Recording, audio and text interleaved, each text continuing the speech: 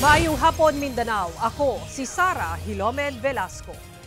Inay sementadong dalan, taytayan nga gama sa kahoy ang ginaagian patabok sa mga residente sa kilid sa dike sa Matina Grabahan sa Davao City nga duol sa Davao River. Kiniuman na danyos ang parte sa flood control project sa lugar. Busa ang mga residente, nakapangutana na kung kanus a kiniayuhon sa hingtungdang ahensya.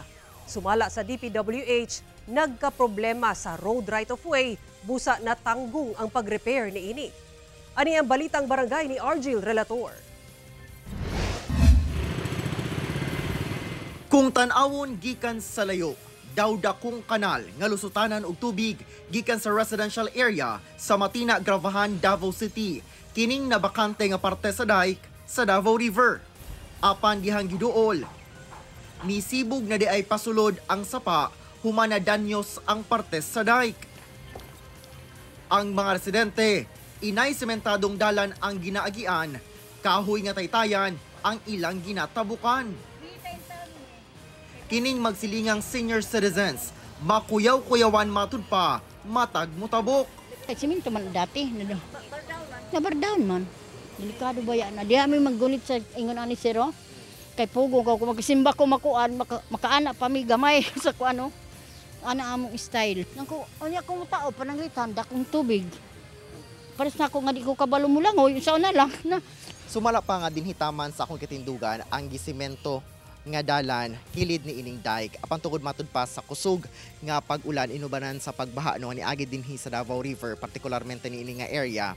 Nakankan ang yuta sa ubos, busa na hugmak matud pa apil ang gisemento nga dalan. Busa ang mga residente nagtinabangay no, nagbayanihan sila aron nga magkuha og mga kahoy sama sa mga kawayan, gipagtagpi-tagpi nila aron nga magbutang sila og daytayan human nga nahugmak ang gikonkreto nga dalan. Busa ko ikaw dili anad no sa pag-agi dinhi kinahanglan jud ka magpanggunit no ug magsiguro gyud ka simuhang matagtikang kay kung isa lang nimo kasipyat mamahimo ka nga puniton didto na sa ubos sa sapa.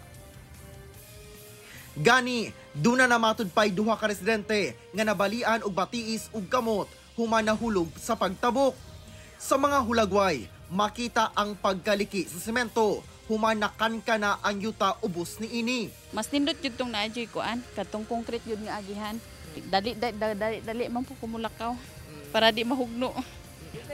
Pero wala man mi mahimo ani sir sa may sige naman may pangayhinabang ani oy.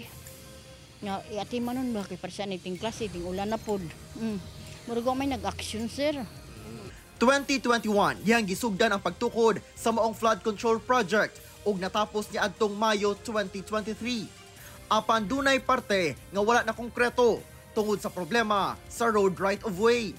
Kanang makita nato diha na gap karon sa concrete is because wala nato na implement fully ang proyekto. Kay dunay nagdumili ang property owner na pasudlon ta within the bounds of their property. January 2024 matud pa, dihang mibigay ang parte kung asa lang taman ang nasemento.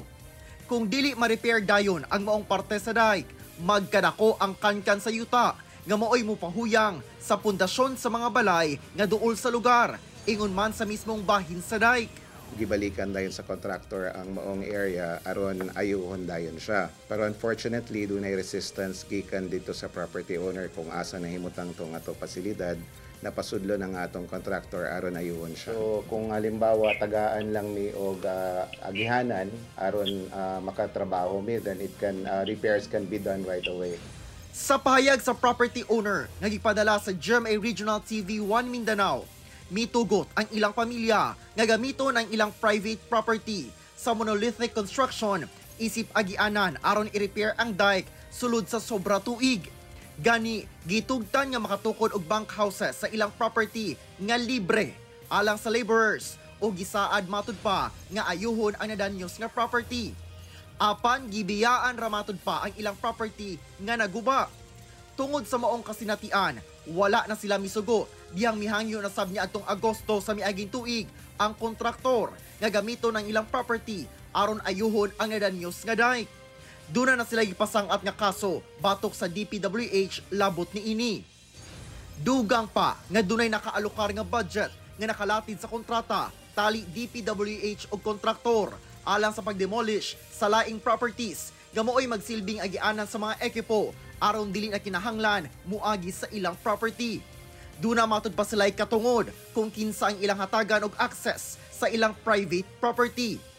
Ugaling magkasinabot na ang property owner og DPWH 11 ug madayon ang pag-repair.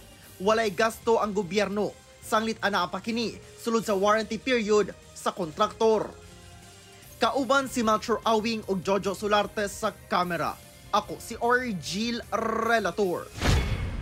1 Mindanao.